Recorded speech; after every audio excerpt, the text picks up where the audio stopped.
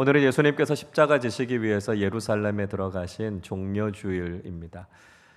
예수님의 예루살렘 입성을 바라보는 두 가지의 서로 다른 관점이 있었던 것 같습니다. 제자들을 포함한 많은 사람들은 예수님께서 이제 예루살렘에 들어가시면 왕이 되실 것이다, 그렇게 확신했죠. 예수님의 그 탁월한 가르침, 놀라운 기적, 많은 병자들을 고치셨던 예수님의 그 능력이면 충분히 이스라엘의 왕이 되실 것이다 생각한 것이죠. 그래서 다윗의 왕국을 재건하시고 로마의 압제로부터 우리를 구원해 주실 것이다, 그들은 확실히 믿었습니다. 그래서 예수님께서 예루살렘으로 들어오실 때 그들이 종려나무 가지, 그러니까 대추야자 나무의 잎을 예수님 가시는 길에 깔지 않았습니까? 그것은 당시에 승전하고 돌아오는 왕들이나 장군들을 맞이하는 행동이었습니다. 그리고 예루살렘을 향해서 오시는 예수님을 향해서 호산나 다윗의 자손이여, 그들은 목소리를 높여서 주님을 찬양했습니다. 그러나 주님의 생각은 좀 달랐죠. 주님께서 예루살렘에 가시는 것은 왕이 되시는 길이 아니라 죽으시는 길이었습니다. 예수님께서 세상의 권력을 가지시기 위해서 예루살렘에 들어가셨던 것이 아니라 우리의 죄의 문제를 해결하시기 위해서 예루살렘에 입성하셨던 것이죠. 그래서 우리의 모든 죄를 다 담당하시고 십자가에서 죽으시기 위해서 그 길을 걸으셨습니다. 예수님은 우리의 진정한 구원자가 되시기 위해서 예루살렘에 들어가셨던 것이죠. 그러나 여러분, 가만히 생각해 보면 그것이야말로 진정한 왕이 되시는 길이다 하는 것을 알게 됩니다. 예수님은 그저 한 나라의 정치적인 왕이 아니라 온 인류 모든 생명을 구원하시고 모든 사람들의 왕이 되시기 위해서 예루살렘에 들어가셨던 것이죠. 그래서 많은 사람들이 그렇게 예수님을 찬양하고 환영하는 것을 예수님께서는 마다하지 않으셨습니다. 예수님께서는 당신이 걸으셔야 할 길이 무엇인가 하는 것을 잘 알고 계셨습니다. 이렇게 영광 중에 예루살렘에 입성하셔서 결국은 십자가에서 대속의 죽음을 죽으셔야 할 것을 알고 계셨던 것이죠. 그래서 빌립보 가이사랴 지방에서 예수님의 수제자였던 베드로가 예수님을 향해서 신앙 고백을 하고 난 이후에 예수님께서는 장차 고난 당하실 것에 대해서 예고하셨습니다. 마태복음 16장 21절에서 이렇게 말씀하시지요. 이때로부터 예수 그리스도께서 자기가 예루살렘에 올라가 장로들과 대제사장들과 서기관들에게 많은 고난을 받고 죽임을 당하고 제3일에 살아나야 할 것을 제자들에게 비로소 나타내시니. 예수님께서 이제 예루살렘에 들어가시면 유대 종교 지도자들에게 고난을 받게 되실 것이라는 말씀이었습니다. 그러나 예수님의 고난은 단지 십자가 죽음으로 끝나는 것이 아니었습니다. 그 죽음 이후에 3일 만에 부활하셔서 우리에게 영원한 생명과 소망을 주시겠다 말씀하신 것이죠. 예수님께서는 당신이 걸어가야 할 길을 잘 아셨고 제자들도 역시 이 사실을 알기를 원하셨습니다. 그래서 여러 번 이 사실에 대해서 말씀하셨지만 제자들은 도무지 깨닫지 못했습니다. 예수님께서 우리에게 주시기 원하시는 그 구원의 은혜가 무엇인지, 그 십자가의 의미가 무엇인지를 알아야 했지만 제자들은 그 십자가의 의미를 깨닫지 못했습니다. 여러분, 우리는 어떻습니까? 우리가 이 세상 살아가는 동안에 알아야 할 것들이 참 많죠. 지식으로 넘쳐나는 이 시대를 살아가면서 우리가 알아야 할 것들을 다 알면서 사는 것 참 쉽지 않다, 그런 생각들 하게 됩니다. 디지털 기술이 발달하고 인터넷 환경이 극도로 발달해 가면서 정보통신 기술에 대해서 우리가 알아야 될 것들이 굉장히 많습니다. 인터넷 뱅킹을 하거나 온라인으로 접수하거나 이런 것들을 하지 못하면 일상생활에 지장을 받을 만큼 굉장히 불편해지죠. 여러분, 우리가 알아야 될 것이 참 많지만 우리는 모든 것을 다 알 수는 없습니다. 그리고 그것을 다 알 필요도 없습니다. 중요한 것은 우리가 반드시 알아야 할 것을 알고 있는가라고 하는 것이죠. 그 중에서도 가장 중요한 게 무엇입니까? 우리가 이 세상 살아가면서 반드시 알아야 하는 것이 무엇이지요? 그게 바로 영적인 지식입니다. 하나님에 대한 지식, 복음의 진리, 하나님 나라를 아는 지식이 우리에게 필요하다는 것이죠. 호세아서 6장 3절은 이렇게 말씀합니다. 그러므로 우리가 여호와를 알자, 힘써 여호와를 알자. 그의 나타나심은 새벽빛 같이 어김없나니 비와 같이 땅을 적시는 늦은 비와 같이 우리에게 임하시리라 하니라. 호세아 선지자는 우리를 향해서 힘써 여호와를 알아야 될 것을 말씀하고 있습니다. 우리가 반드시 알아야 하는 것은 하나님이 누구이신가라고 하는 것이고요. 우리가 어떻게 영원한 생명을 얻을 수 있고 우리가 장차 가게 될 하나님 나라가 어떤 곳인지를 분명히 알아야 한다는 것이죠.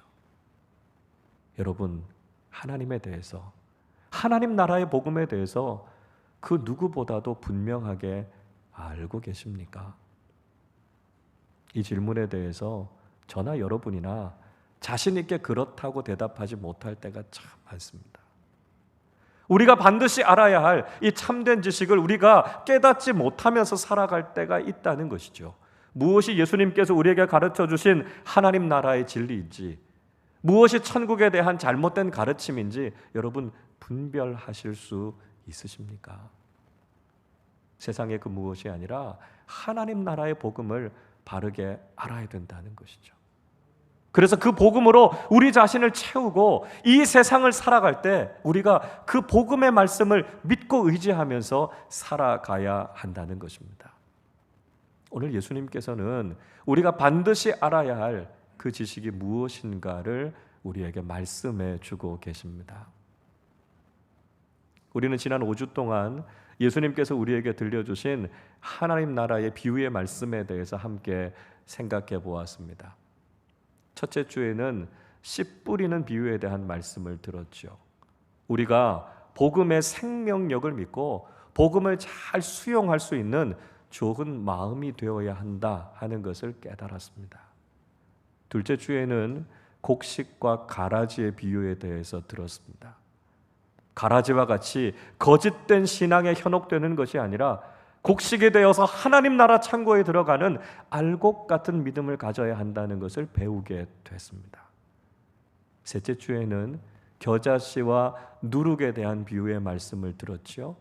하나님 나라는 비록 작은 것에서 시작하지만 그 생명력과 변화의 능력이 얼마나 크고 놀라운가를 우리는 알게 됐습니다. 넷째 주에는 보화와 진주의 비유를 통해서 하나님 나라의 가치가 세상의 그 어떤 가치보다도 더 소중하다는 것을 알게 됐습니다. 그리고 지난주에 우리는 그물의 비유를 통해서 구원의 은혜가 얼마나 풍성한지, 그리고 동시에 마지막 심판의 자리에 섰을 때 우리의 믿음을 인정받고 하나님 나라의 구원의 자리에 들어가는 사람들이 되어야 함을 깨닫게 됐습니다. 예수님께서 이 모든 말씀을 하시고 51절에서 제자들에게 이렇게 질문하시죠. 이 모든 것을 깨달았느냐 하시니 대답하되 그러하오이다. 예수님께서는 지금까지 들려주신 하나님 나라의 복음에 대해서 깨달았느냐고 물으셨습니다. 제자들은 그렇습니다 라고 대답했습니다. 여러분 어떠십니까? 하나님 나라의 복음의 말씀을 여러분도 깨달으셨습니까? 그렇게 되셨을 수 있기를 바랍니다. 중요한 것은요, 이 깨달음이라고 하는 것은 단지 지식에 머무르지 않는다는 것입니다. 깨달음이라고 하는 것은 마음의 변화와 삶의 실천으로 이어지게 된다는 것이죠. 이 깨닫다라고 하는 헬라어 단어 쉬니에미라고 하는 말은 두 가지의 사물을 서로 합쳤다는 의미를 가지고 있습니다. 그러니까 그 사람의 머리와 가슴, 그 사람의 지식과 행동이 서로 합쳐졌다라고 하는 것을 이야기하고 있습니다. 우리가 천국의 복음을 깨달았다라고 하는 것은 그 말씀을 우리가 이해했을 뿐만 아니라 그 말씀대로 살아간다는 것을 의미하고 있습니다. 그래서 우리가 말씀을 깨달았다면 이제는 천국 복음에 순종하고 그 말씀을 따라 살아가는 사람들이 되어야 한다는 것입니다. 하나님 나라 복음의 말씀을 듣고 그 복음을 우리의 삶으로 살아내는 그리스도의 제자들이 되실 수 있기를 바랍니다. 자, 이어서 예수님께서 한 가지 더 비유의 말씀을 들려주셨습니다. 오늘 본문 52절 말씀을 우리 같이 한번 읽어보겠습니다.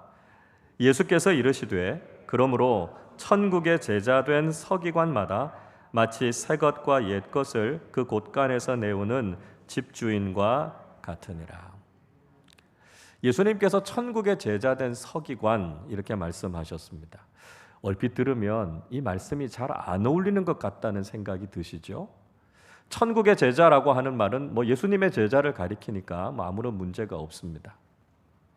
근데 서기관들 어떤 사람들입니까? 이 서기관들은 대제사장들과 바리새인들과 함께 예수님을 반대했던 대표적인 사람들이었습니다. 그런데 예수님께서 이 천국의 제자된 서기관이라고 말씀하고 계신데요. 이 말씀은 무엇을 의미하는 것일까요?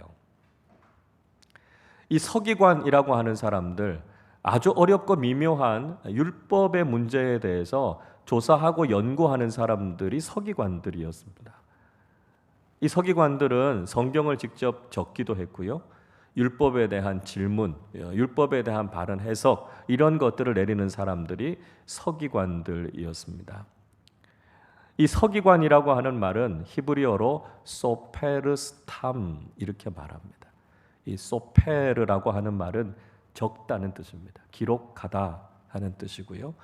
스탐이라고 하는 말은 세 글자가 합쳐진 겁니다. STM이라고 하는 세 글자가 합쳐진 겁니다. 그러니까 서기관들이 이 세 가지의 경전에 대해서 기록하고 잘 알고 있는 사람들이 되어야 한다는 것입니다. 먼저 S라고 하는 것은 소페르토라, 즉 모세 오경의 율법에 대해서 잘 알고 있어야 된다라고 하는 것이죠. 두 번째로 T라고 하는 것은 테필린을 가리킵니다. 아마 여러분도 TV에서 보신 적이 있으실 텐데요. 유대인들이 기도할 때 이마에 이렇게 두르거나 손목에 이렇게 두르고 있는 기도 두루마리를 가리켜서 테필린이라고 이야기합니다. 그리고 마지막 M이라고 하는 건 메주자를 이야기합니다. 유대인들의 집에 들어갈 때 문설주에 붙어 있는 쇠로 되거나 나무로 된 통을 이야기하죠. 그 안에 양피지로 율법의 말씀이 적혀져 있습니다. 그러니까 서기관이라고 하는 사람들, 율법과 기도에 대해서 능통한 사람들이라는 것입니다. 예수님께서는 서기관들이 가지고 있었던 이 긍정적인 부분들을 배우라는 것이죠. 마치 서기관들이 율법과 기도에 대해서 잘 알고 있었던 것처럼 천국의 제자된 서기관인 그리스도인들은 바로 하나님 나라 복음에 대해서 잘 알고 있어야 한다는 것입니다. 여러분, 우리는 천국의 제자된 서기관이라고 불릴만 합니까? 하나님 나라의 복음에 대해서 정통하십니까? 하나님 나라의 복음을 바르게 깨닫고 그 복음을 통해 내가 구원받을 뿐만 아니라 믿지 않는 사람들에게 하나님 나라의 복음을 바르게 전하는 사람들이십니까? 우리는 천국의 복음으로 우리 자신을 가득 채워야 합니다. 그 진리의 말씀이 무엇인지 늘 묵상하고 그 말씀을 깨달아야 하고요. 그 말씀대로 살아가실 수 있기를 바랍니다. 그래야만 우리가 천국의 제자된 서기관으로 살아갈 수 있다는 것이죠. 계속해서 예수님께서는 천국의 제자된 서기관이 어떤 일을 해야 될 것인지에 대해서 설명하시죠. 이렇게 말씀하십니다. 새 것과 옛 것을 곳간에서부터 가져오는 집주인과 같다. 예수님께서 이렇게 말씀하셨습니다. 자, 이 의미는 잘 생각해 보면 별로 어렵지 않습니다. 새 것이라고 하는 것은 복음이죠. 옛 것이라고 하는 것은 율법입니다.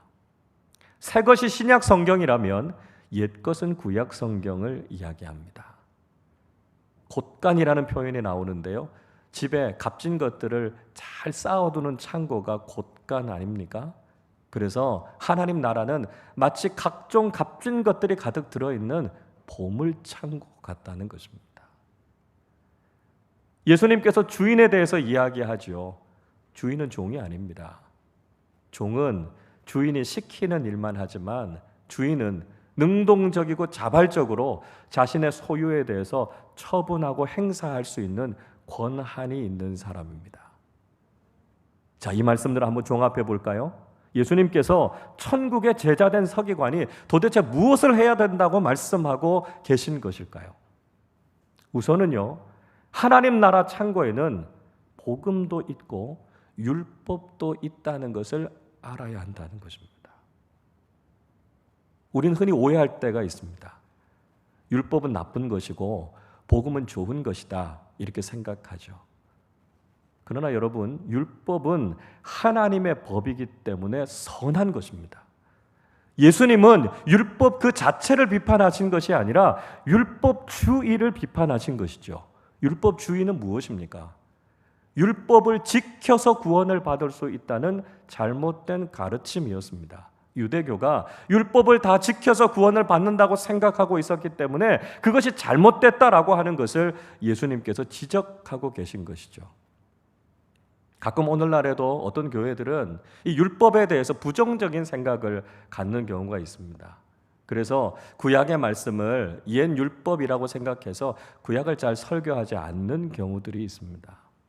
그러나 오늘 예수님의 말씀을 통해서 보면 그건 바람직하지 않습니다.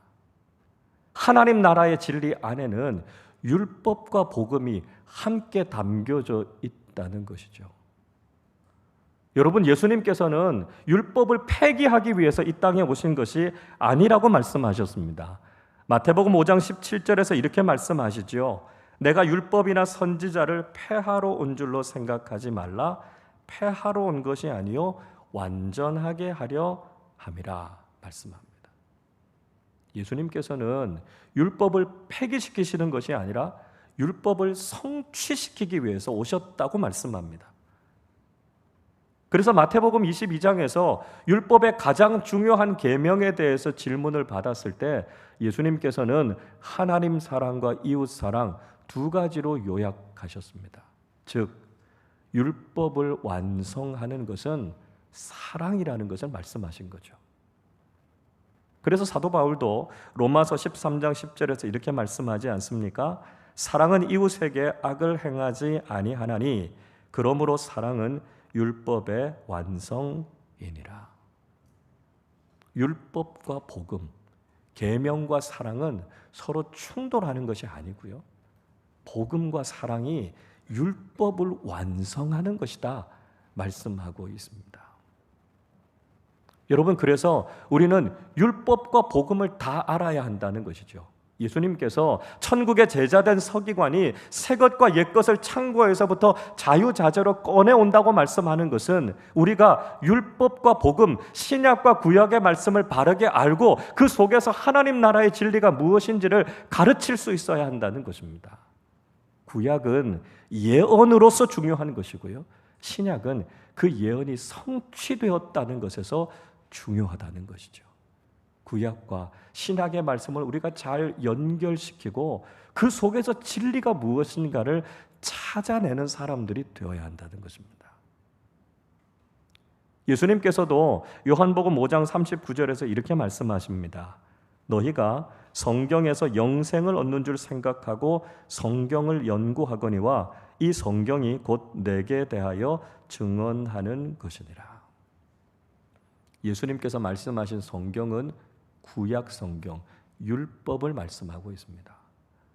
예수님께서는 율법인 구약 성경을 꾸준히 연구하고 그 말씀을 통해서 하나님의 뜻이 무엇인지를 알라고 말씀하십니다.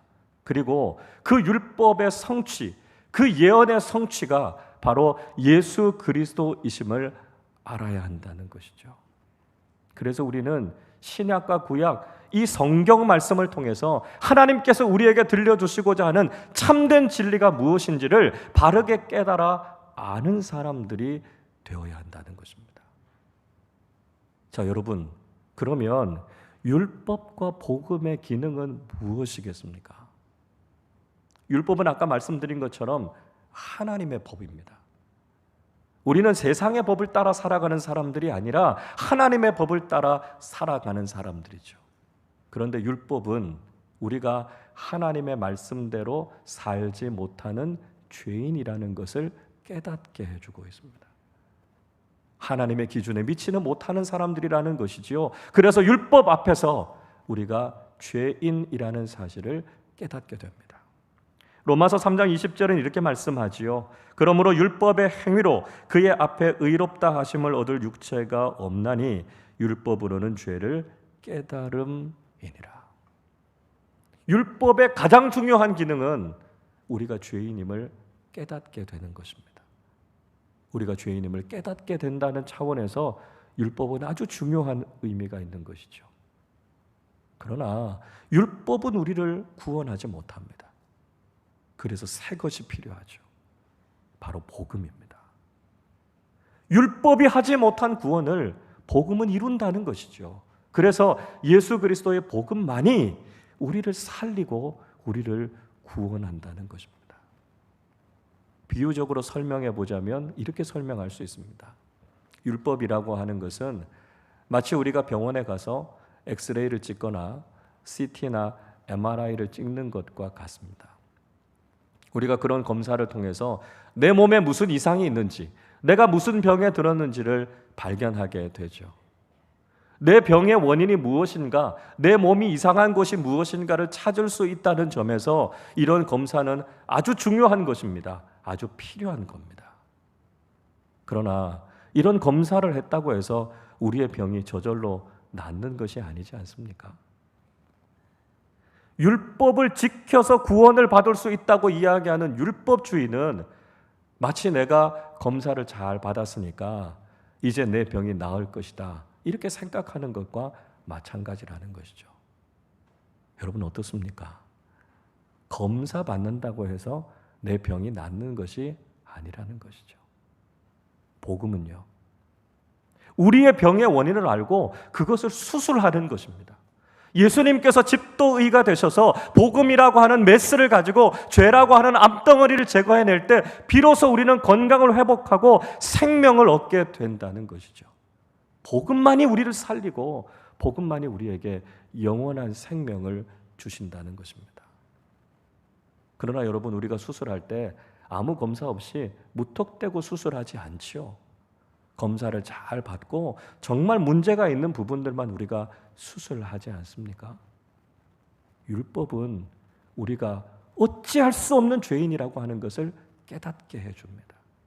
율법을 통해서 우리가 얼마나 비참한 죄인인가를 깨닫게 됐기 때문에 복음을 통해서 우리가 구원을 얻었다라고 하는 사실이 그렇게 감사하고 감격이 되는 것이지요. 율법 앞에서 우리가 죄인이라고 하는 것을 깊이 깨닫는 사람들이 복음의 은혜에 대해서 더 감사하고 감격하게 되는 것입니다. 그래서 우리는 천국의 제자된 서기관들이 되어서 새 것과 옛 것, 율법과 복음을 자유자재로 사용해서 나를 구원해 주신 이 진리의 말씀이 무엇인지를 깨닫고 그 말씀을 전하는 사람들이 되어야 한다는 것입니다. 이 자리에 있는 우리 모두가 천국의 제자된 서기관들이 되어서 새 것과 옛 것을 하나님 나라 창고에서 꺼내와서 그것을 통해 우리를 구원해 주시는 주님의 놀라운 복음과 진리를 전하고 나누는 사람들이 되실 수 있기를 바랍니다. 우리는 지난 시간 동안 너무나 소중한 하나님 나라의 복음에 대해서 들었습니다. 여전히 세상의 가치에 집착하고 세상의 만족을 추구하며 살아가는 우리를 향해서 주님께서는 하나님 나라와 영원한 생명을 바라보라고 말씀하셨습니다. 우리에게 위의 것을 구하며 찾으라고 늘 말씀해 주셨지만 어느새 또 고개를 떨구고 땅의 것들을 찾고 있었던 우리 자신의 연약한 모습을 일깨워 주셨습니다. 그래서 이제 더 이상 땅의 것을 구하며 사는 것이 아니라 하늘 소망으로 살아가라고 말씀하시죠. 땅의 사람이 아니라 하늘에 속한 사람으로 살아가라 말씀하고 계십니다. 여러분, 이 하나님 나라의 복음, 세상 그 무엇과도 바꿀 수 없는 하나님 나라의 이 놀라운 복음을 늘 붙잡고 살아가실 수 있기를 바랍니다. 오늘 우리는 입교식을 가졌습니다. 어릴 때 부모님들의 신앙을 통해서 유아 세례를 받고 부모님들의 신앙의 보호 가운데서 지금까지 성장해 왔습니다. 이제는 장성했지요. 우리 자신의 입술을 통해서 예수 그리스도를 구주로 고백하고 이제 독립적인 신앙을 가지고 살아가기로 결단한 자리가 아까 우리가 치렀던 입교식이었습니다. 이 자리에 앉아있는 많은 분들도 세례를 받으시고 입교를 받으시고 이제는 진실한 그리스도인으로 살아가겠다 다짐하며 결단하면서 삶을 살아가고 계시는 줄로 믿습니다. 여러분, 우리가 참된 그리스도인으로 이 땅을 살아갈 때 우리는 남은 생을 어떻게 살아가야 하겠습니까? 오늘 주님께서 우리에게 들려주신 말씀처럼 천국의 제자된 서기관으로 이 세상을 살아가실 수 있기를 바랍니다. 하나님 나라의 진리의 말씀, 천국의 복음을 바르게 깨닫고 그 복음을 통해 구원받고 그 구원의 은혜를 많은 사람들과 함께 나누는 사람들이 되실 수 있기를 바랍니다. 날마다 생명의 말씀, 진리의 말씀을 묵상하고 이 말씀을 바르게 깨달아서 말씀에 부끄럽지 않은 삶, 말씀을 기준으로 살아가는 믿음의 사람들이 되실 수 있기를 바랍니다. 나를 구원해 주신 주님의 그 사랑과 놀라운 진리의 말씀을 늘 마음속에 새기고 어디에 있든지 하나님 나라의 복음과 구원의 진리를 증거하며 믿음의 길을 걸어가는 우리 모두가 되시기를 주님의 이름으로 축원합니다.